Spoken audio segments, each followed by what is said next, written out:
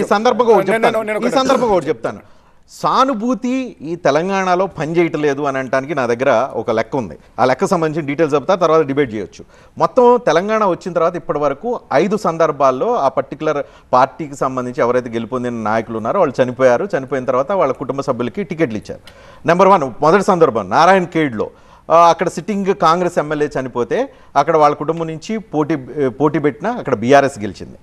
అదేవిధంగా పాలేరు నియోజకవర్గంలో sitting Congress MLA చనిపోతే అక్కడ టీఆర్ఎస్ నుంచి పోటీ చేసి తుమ్మల గెలిచారు.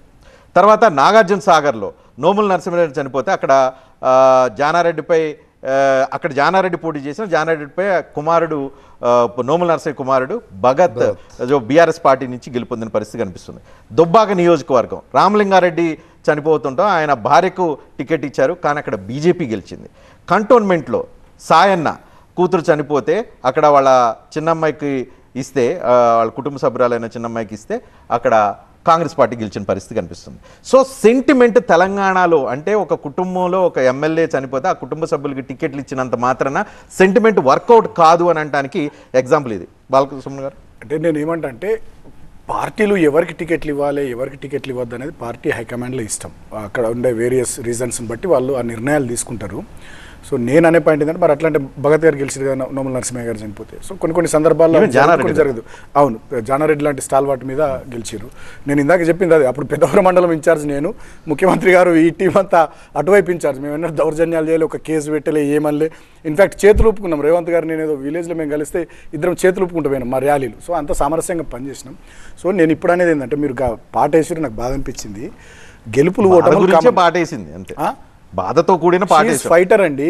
పోలింగ్ రోజు ఆమె ఎట్లా ఫైట్ చేసింది జనమంతా పోలింగ్ రోజే చూసాం ఫైటింగ్ స్పిరిట్. అప్పటి వరకు మీ నాయకులు డామినేషన్ అని కాదు, మేము అందరం పని చేసినాం.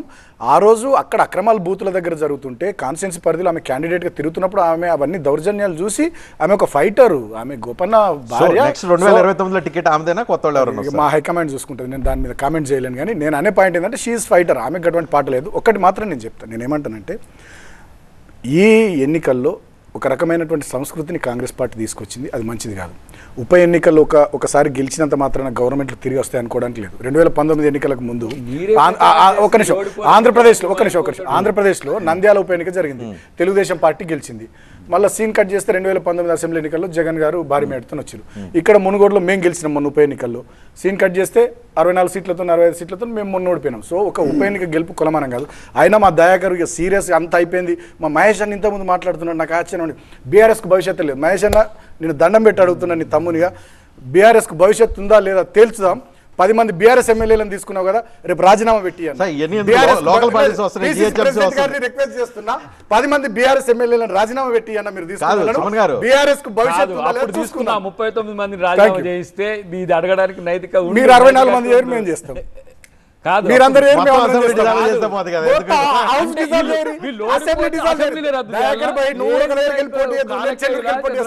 ఒక మంచి ప్రతిపాదన పెడుతున్నా దయాకర్ భాయ్, మొత్తం హౌస్ డిజాల్వ్ చేస్తే రేవంత్ రెడ్డి గారు నువ్వు దగ్గరికి వెళ్ళి పోటీ చేద్దాం, నేను చెన్నూరుకి వెళ్ళి పోటీ చేస్తా. తెలుసుకుందాం.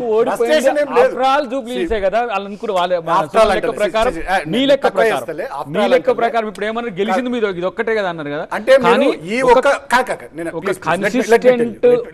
రౌండ్ లెవెల్ కూడా మీరు చూసుకోండి. నాట్ ఈవెన్ ఒక్కటే 47 ఓట్లు ఉన్నది, ఒకటే రౌండ్. ఇందాక శ్రీహరి గారు మాట్లాడారు, మంత్రి గారు, ఇందాక పిసిసి ప్రెసిడెంట్ మహేష్ కుమార్ గౌడ్ గారు మాట్లాడారు.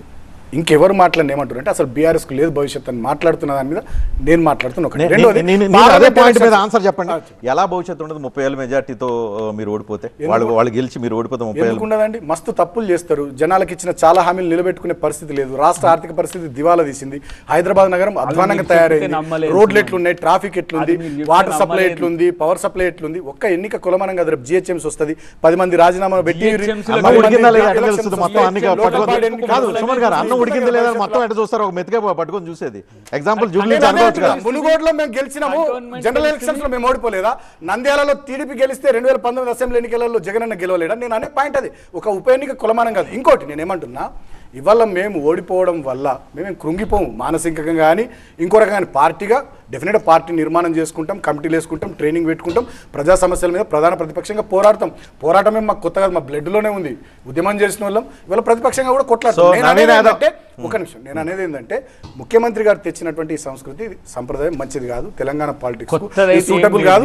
ఇగో బీజేపీ వాళ్ళు దేశమంతా తెస్తున్నారు, రేవంత్ రెడ్డి గారు తెలంగాణకి ఈ గెలుపు కేవలం రిగ్గింగ్ ద్వారా సోదరుడు నేను మాట్లాడినాక ద్వారా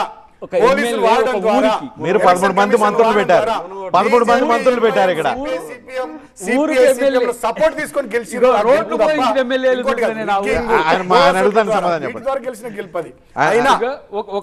జీవన్ రెడ్డి ఎవరో ఎందుకు ఆయన రెడ్డి బావి దగ్గర వస్తే మునుగోలులో ఆ ఊరికి 2 కోట్లు పెట్టి రోడ్లు పోయించిండ్రు ఎమ్మెల్యేలు మునుగోడులో. సరే మేమంటే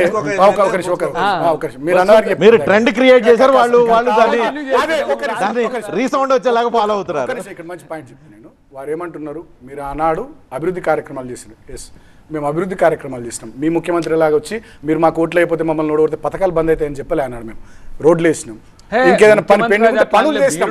అది తప్పు కాదు, ప్రజలకు పనిచేయడం తప్పు కాదు. అధికార పార్టీగా మీరు కూడా అభివృద్ధి కార్యక్రమాలు చేస్తుంటే వేరు. కానీ మీరు ఓటర్లను బెదిరించారు స్వయంగా ముఖ్యమంత్రి గారు. ఎన్నడన్నా ఏ ఉప ఎన్నికల్లో ఏ ముఖ్యమంత్రి అన్న ఎన్నిసార్లు ఎంతమంది మంత్రులు తిరిగిరా? మీకు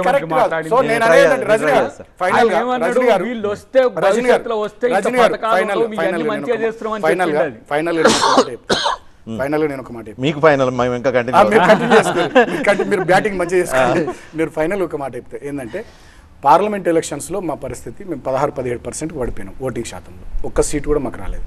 ఆనాడు కూడా ఇట్లా అన్నారు, బీఆర్ఎస్ ఉండదు భవిష్యత్తు లేదన్నారు.